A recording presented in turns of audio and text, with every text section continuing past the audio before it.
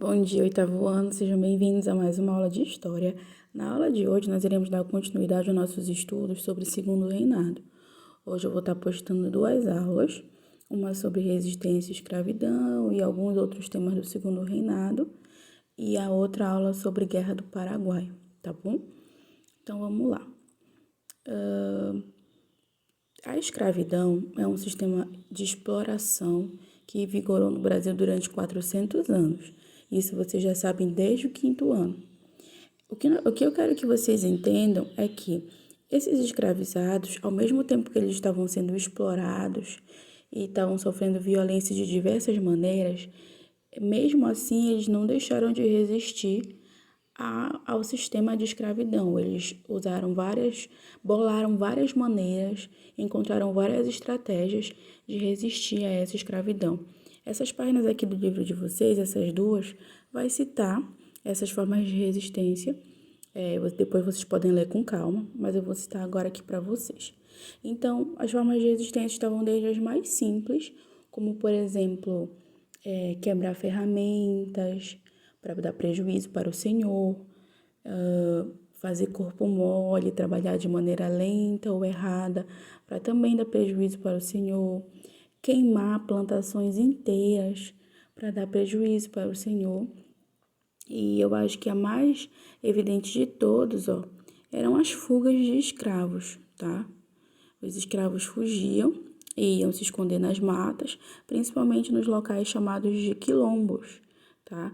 Os quilombos funcionavam como uma reprodução do modo de vida que eles tinham na África. Eram locais escondidos, onde eles teriam a liberdade, tinham um modo de vida autônomo, cultivavam seus próprios alimentos e ali eles se estabeleciam. O Brasil teve diversos quilombos ao longo desses 400 anos de escravidão e é uma das formas de resistência mais famosas. Só que a forma de resistência que eu quero dar ênfase aqui para vocês é a resistência cultural. Por quê? Porque quando você mantém sua cultura, mesmo numa situação de exploração, isso também é uma forma de resistência. Então, o fato dos escravizados terem feito chegar até nós a sua música, a sua língua, a sua religião, o seu modo de se vestir, já demonstra que eles conseguiram preservar a sua cultura mesmo em uma situação tão crítica. Então, a cultura funcionou como uma base de apoio, como uma fortaleza para essas pessoas resistirem a esses anos e anos de escravidão. Aí eu posso citar para vocês, por exemplo, a capoeira é uma forma de resistência cultural, as comidas típicas que tiveram a influência africana, a religião, a Umbanda, o Candomblé, enfim, entre outras situações. As danças, gente, o jongo, tá aqui, o livro de vocês fala sobre o jongo, entre outras coisas. Então, foram várias as maneiras que os escravizados utilizaram para resistir a esse sistema de escravidão. Continuando, o livro de vocês fala um pouco sobre economia, no sentido de falar dos outros produtos que eram produzidos durante o Segundo Reinado, porque no início do capítulo ele fala sobre o café, e o café era o principal produto, mas outras coisas também eram produzidas na época do Segundo Reinado e é preciso lembrar, como por exemplo a erva mate no sul, o ouro ainda no Brasil era bem extraído na época do Segundo Reinado, a pecuária em todo o país, o algodão e o tabaco, o látex, principalmente aqui na região da Amazônia, e o cacau também. O Pará era um super produtor de cacau. Aqui ele vai falar um pouquinho pra gente, nessa parte da cidadania no dia a dia, sobre a questão da destruição ambiental, tá? Porque grande parte das produções do Segundo Reinado, na verdade, grande parte das produções antigas, né, das produções no período colonial, não tinham muito cuidado com o meio ambiente. Então, ele vai falar sobre isso, sobre o modo como as matas foram destruídas para conseguir madeira para ser utilizada nas fazendas, os lixos que eram jogados nos rios e as várias consequências desses atos. Essa parte do texto é importante para a gente ter noção, mais ou menos, quando começa a nossa destruição ambiental, né? Aqui vai falar sobre o processo de modernização. Aqui é bem simples. O que vocês precisam saber? Que na época do Segundo Reinado, vamos começar a pensar nas ferrovias, tá? Vamos começar a se produzir, a se construir as ferrovias como modo de escoar a produção. O que é escoar a produção? É levar o café do interior para o litoral para ele ser exportado, certo? E além das ferrovias, vão começar a surgir as primeiras fábricas, porque as fábricas elas vão ser resultado, na verdade, dos investimentos feitos pelos fazendeiros de café. Então, o lucro do café passou a ser investido nessas inovações, como, por exemplo, as indústrias. Alguns países, como a Inglaterra, eu já falei para você, já estavam muito industrializados, alguns países europeus.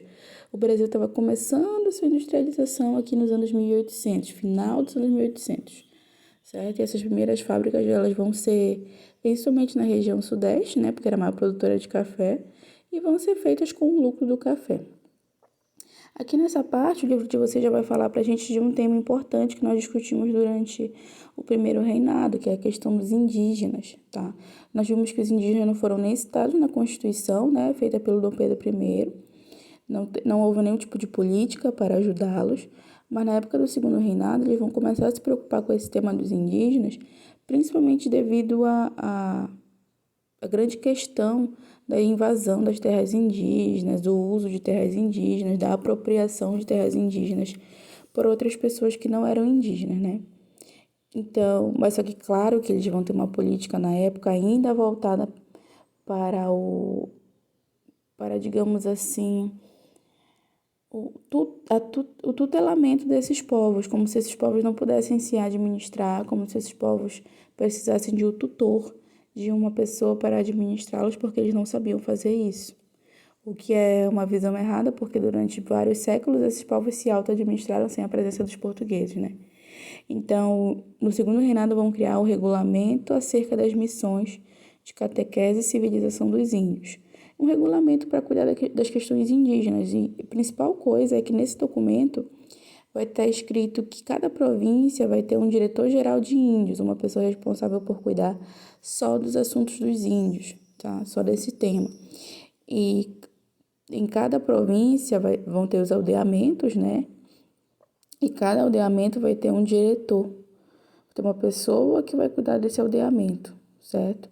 E além disso vão ter os missionários, os religiosos, que vão cuidar do contato direto com os índios, da catequese, do ensino e tudo mais.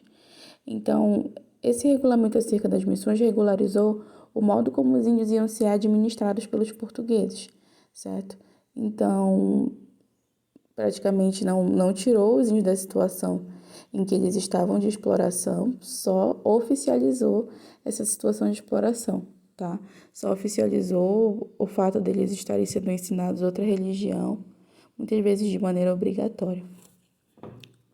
No próximo vídeo, nós vamos falar sobre a Guerra do Paraguai, e se der tempo, vamos falar sobre outros dois temas, que são os imigrantes no Brasil e a abolição da escravidão, mas acho que não vai dar tempo, tá?